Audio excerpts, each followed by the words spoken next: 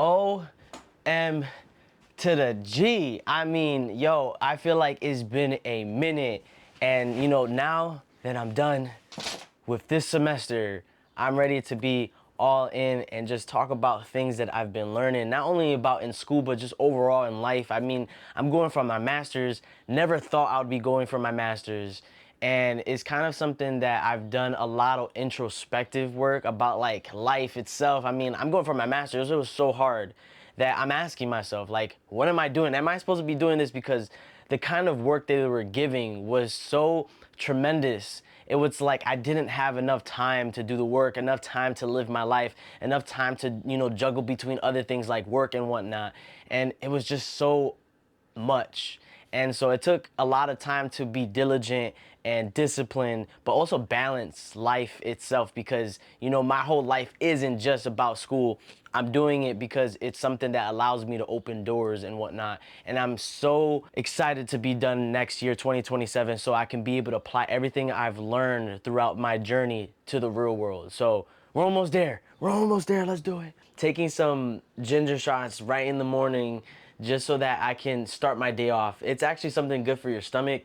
And, I just feel like it's something that kind of is just a part of what I like doing now. And so I just want to do a cheers to start off and just say greatness comes from small beginnings. Let's take a cheers to that.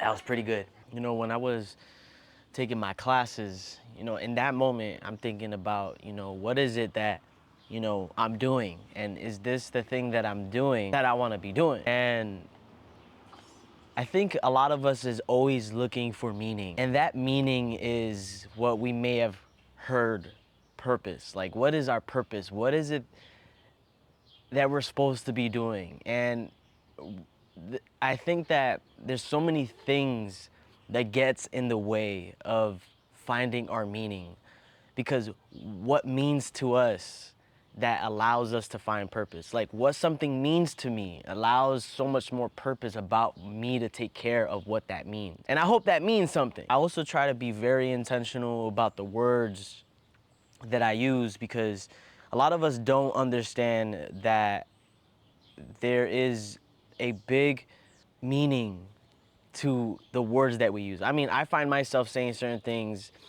and then my girlfriend has to be like, oh, don't say it like that, because, you can manifest it accidentally.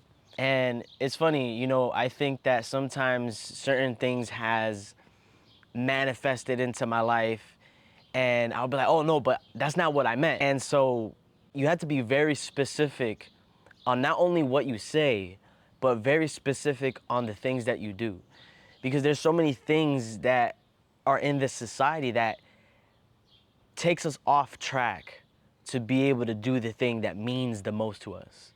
And that doesn't have to be the most grand thing, right? I think a lot of us, stays attached to materialistic things. I mean, I've been there, and it's just the fact that, no matter how much you have, if that's money, if that's, materialistic things, if that's, having a big house or anything that is materialistic, it doesn't matter.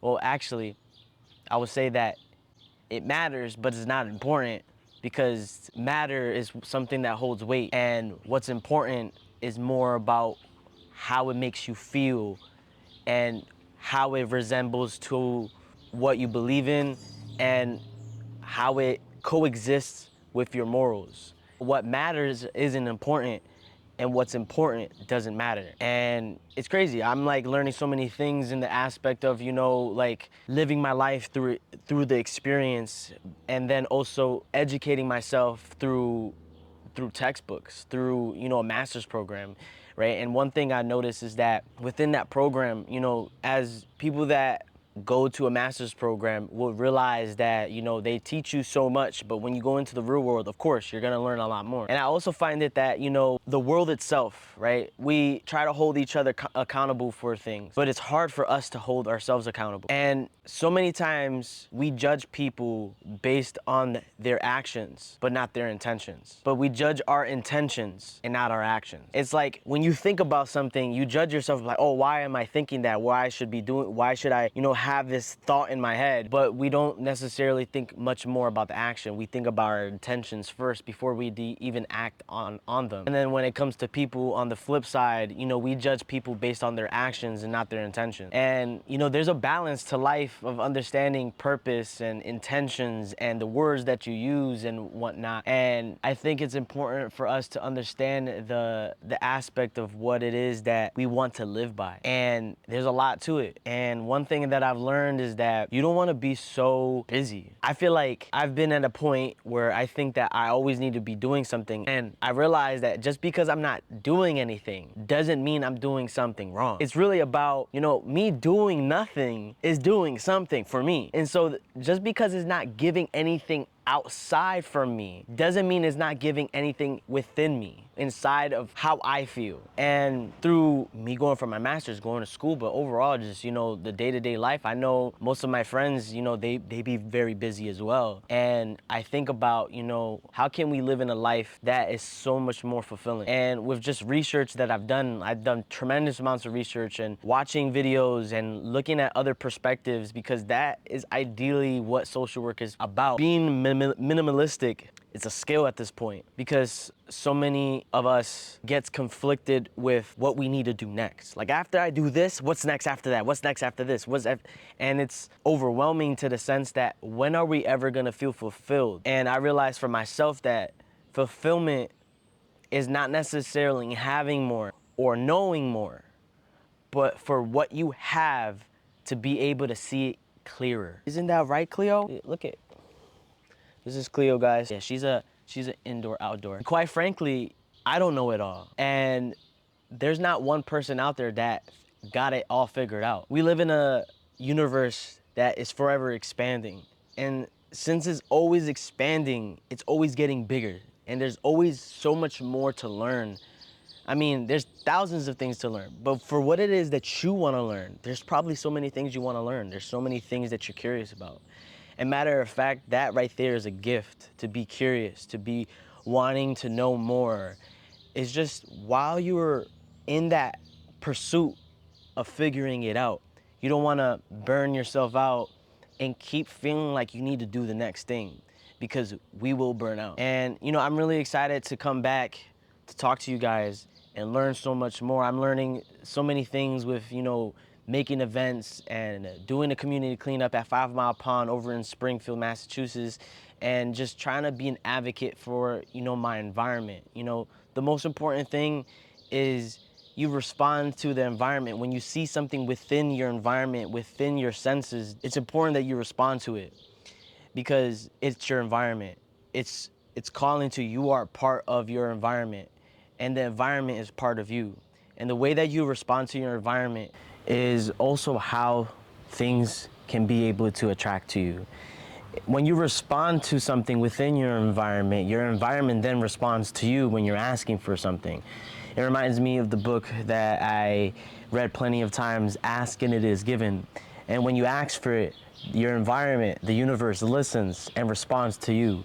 But within your own environment, if you don't respond to it, if you don't do anything that doesn't align with you, then the universe won't align when you ask for something. So that's why it's important that you are an advocate to your environment. You are a person that sets that standard for yourself, and that if something doesn't align with you, if something doesn't sit right with you, that you respond to it. And that could be physically, emotionally, mentally. It's just a matter of setting that standard. And your standard is not gonna be someone else's standard. It's your standard. And that's what makes it so much more important. And always remember that it's not about what you do. It's about what you don't do. Because the thing that you do, you can always adjust after you did it. But if you never did anything, there's nothing to adjust, because you did nothing. And so, again, I'm really excited to be back and, continue talking to you guys about the things that I learned along my journey, things that I noticed around me in my environment and whatnot. Just to let you guys know, if you're in the local area, you know, Springfield, 5 Mile Pond, July 25th from 1:30 to 3 o'clock. It's on a Saturday. We're going to do a community cleanup for 5 Mile Pond just to bring awareness about the lack of attention 5 Mile Pond has been getting, but more so like the attention it hasn't been getting. And so really excited to let everybody know about that, have everybody there just to, you know, help clean it up and, you know, just have a good time. There's going to be limited supply for like gloves and trash and whatnot, and some pickers to pick up trash and whatnot. And, you know, it's just a good time. You know, it's really just to be an advocate to our environment. And there's so many more things to come, and I'm really grateful. And until next time, you guys be easy. Peace.